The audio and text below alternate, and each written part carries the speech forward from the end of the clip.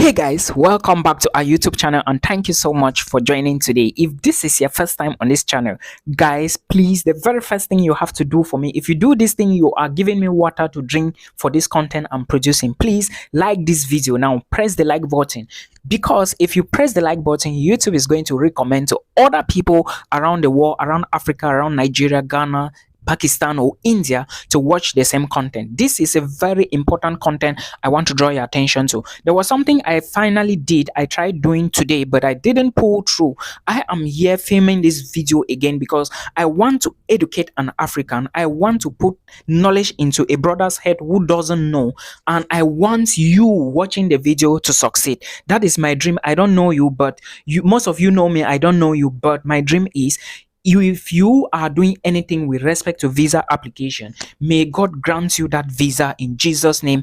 Amen.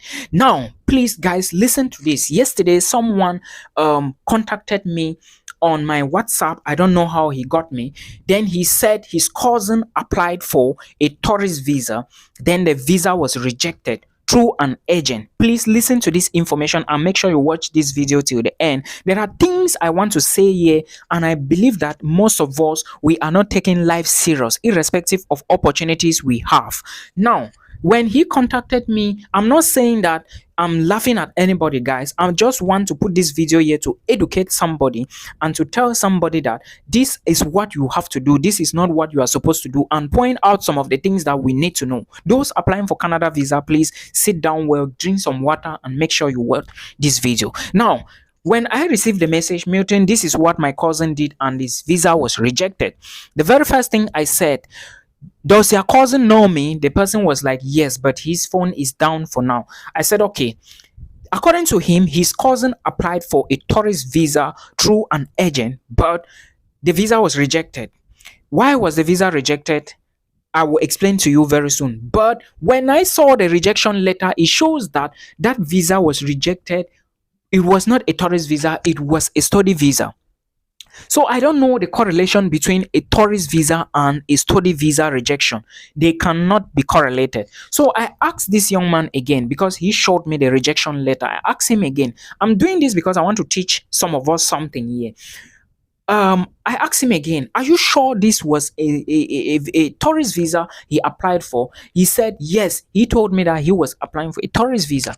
But now the rejection letter is showing that thank you for applying for a study visa, blah blah blah, and we are sorry to say that, one, you did not prove enough economic ties back home that you are going to return to your home country. Two, your financial support was not sufficient enough to prove that you are going to go back to your home country. First, the money on the letter was, how much was on the letter? 11 million plus. That then immediately I asked this young man, show me the documents he used to apply for the tourist visa. Remember, he's insisting that he applied for a tourist visa. I asked him, did he apply using a leave letter from his job site? He said no. I asked him again, did he put birth certificate of all family members? I think I saw 2 birth certificates. Then I asked again, did he put his employment contracts? He said no, he put something. I saw the thing is not really like an employment offer, but it's not from a really big company anyways. Then I asked again, there are other documentation. Did he actually travel? Did he have travel history and all the rest? Oh no. In fact, he submitted 4 documents and I think they were not enough. Now, I did not even inform, or I did not ask again if he actually drafted a motivation letter to support his application, because in a motivation letter for a tourist visa, I have a video on my channel. I have talked about that many times.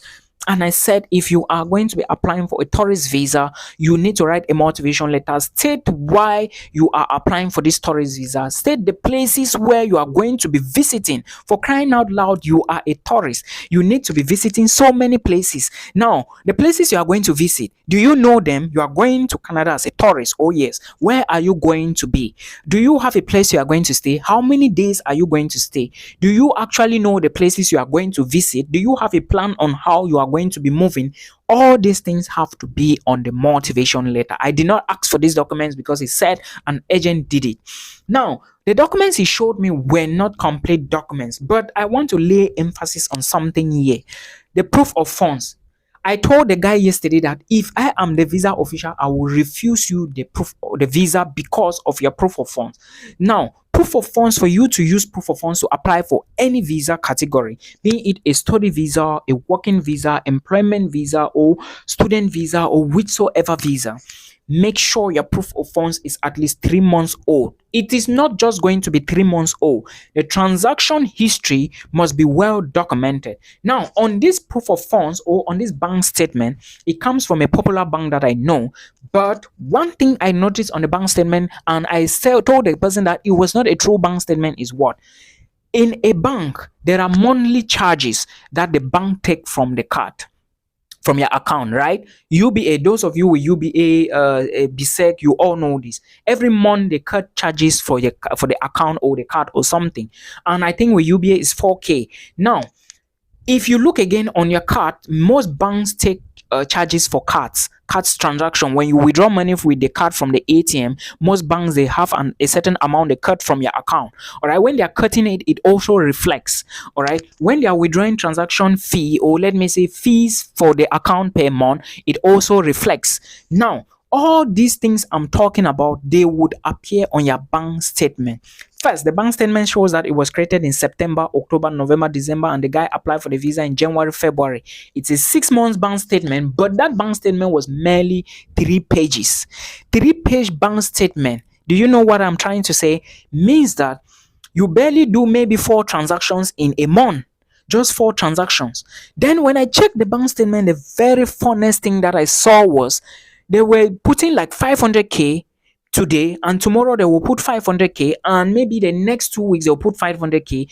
No money was leaving the account as card charges. No money was leaving the account as monthly account charges. No money was leaving the account as withdrawal charges from ATM. How do you expect the visa official to trust that bank account? Again, look at the transaction history. More money comes into the account. After 2 days, another money comes in.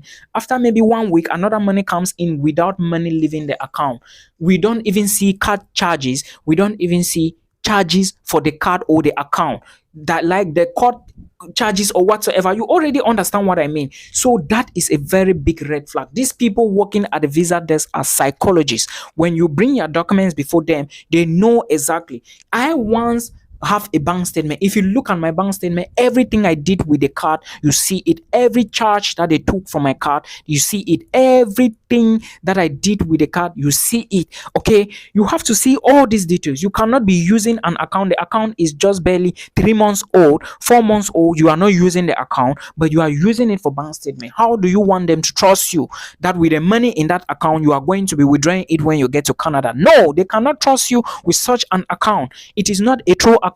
A true account should have bank charges, should have card charges, should have bank charges, and should have debits, and of course withdrawal and all those stuff. Please, international students, before you give your job to an agent, make sure you put these things into consideration. Ask questions. You cannot tell me that you apply for a visitor's visa to Canada and the rejection letter is showing that you applied for a tourist visa. Why did they reject not a visitor's visa from you but a tourist, a student visa? Why? It is not correct. It means that either you are not doing the thing correctly, either you don't know what you are doing, or the so-called agent doesn't know what he's doing. Most agents, they don't know these things, guys. They don't know. Most of them, they don't even know what they are doing. Yes, I'm speaking facts because I know them. I know some of them. They don't know. I'm not insulting every genuine worker out here, but I'm just stating facts. Most agents don't know what they are doing. So please, when you give them your stuff, make sure that you are following up your ask questions. Okay, now, what if you have gotten the visa and you want to move to Canada and the immigration asks you at the port of entry that, why are you visiting Canada? Where are you going to be visiting Canada? What will you say?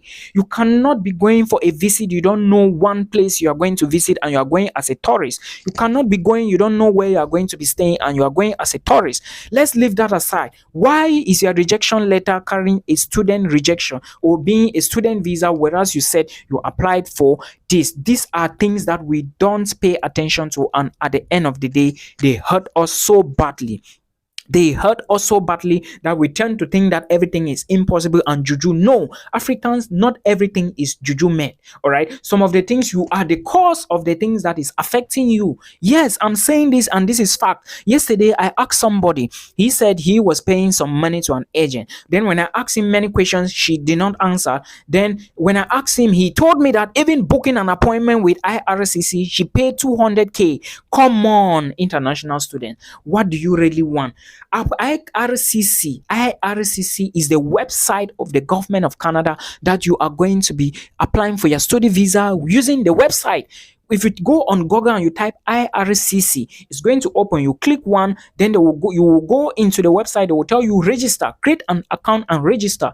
You register and own your own account. During your visa application stage, you just go in there and you add your documents, you fill in the details, you upload your documents, and you wait and you pay the fee. You go for your biometrics. That is it. Some of you are applying for Canada visa and you are going to people's houses to do biometrics. Where on earth is that going to happen? How do you people get the visa? How do they reach? I don't understand. Guys, please let us stand up. Stand up and think about your future. Come on, this is your own future you are joking with here.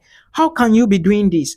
You ask somebody, how do you, the person is telling me that no, I did not book it. An agent booked it for me with 200K. Come on. Anyways, that is fine. But please, my essence here is agents. If you're watching me and you're an agent, please tell your clients what they need to know. Tell your clients that this is where, this is what, this is this, this is this, this is that. Don't print a bank statement to somebody. There is no debit, there is nothing, money doesn't leave. That is not a bank statement. How can you do that? First of all, you have just 3 pages of a 6 months bank statement. Come on, it is a red flag. It means that you only go to that bank account 4 times in a month. Is it possible like that? I don't think so. So please let us stand up and think rightly. Most of you, like I said, if you are going to Canada, do not target Toronto, do not target Quebec and Calgary. Go to places like New Brunswick, British Columbia. These are places with a lot of jobs looking for LMIA, people that they are going to employ and give them LMIA. If you don't know, LMIA is the Labor Market Impact Assessment. That is a document given to you to apply for a work permit in a job. If you are applying for a job that no Canadian is qualified, they give you that document to apply for your work permit with. All right. So these are some of the things that you need to put into consideration. Guys, let us be vigilant. If you are applying for a student visa, make your agent or whosoever is doing it know that it's a student visa. You cannot tell me that you got rejection for a student visa, for a visitor's visa, and I'm checking, I'm seeing the reasons is that you are a student, you were applying for a study visa. What happened along the way? Are you lying to me? What actually happened? I do not know. So guys, please let us learn. Let us put things into consideration. Let's put things in order. It is very important. These things are very important. You are fighting for a family. Make sure you don't lose hope on the fight, because the target is, if you succeed today, your children and your great grandchildren will not suffer. And before you know, you leave this continent of ego better one day. No, leave it. If you have the opportunity, run immediately. All right, and these are the type of things you need to be doing. Pay attention to details. IRCC website is there. Type IRCC on Google. It's going to open. You select create an account, and before you know, you read the documents. The documents you need are all on IRCC. You fill some forms, you submit, you pay your fees, you are good to go. You go where they are going to give you the link to book for biometrics. Don't go to people's houses to do biometrics. Come on, guys, come on. I don't know what we are going to be doing. I just came here to explain these things so that we learn from some of these things. All right, make sure you gather all your documents before you start any visa application process. This is not going to be biscuit you are going to be chewing. Gather everything before you start. Till we meet again in another one. I'm the favorite anointed village boy. Peace out. Before I start this video, guys, please, there is something I want you to do for me. Just one thing. Press the like button of this particular video. Just like the video, because when you like the video, YouTube is going to recommend to other people, and of course YouTube will signal many more people, and when they watch, I in turn get visibility, and many more people would be helpful, or many more people will benefit from the video, and of course I can drink water from this content that I'm producing. Yes, that is fact. Please give me water to drink by liking this video. Thank you so much for doing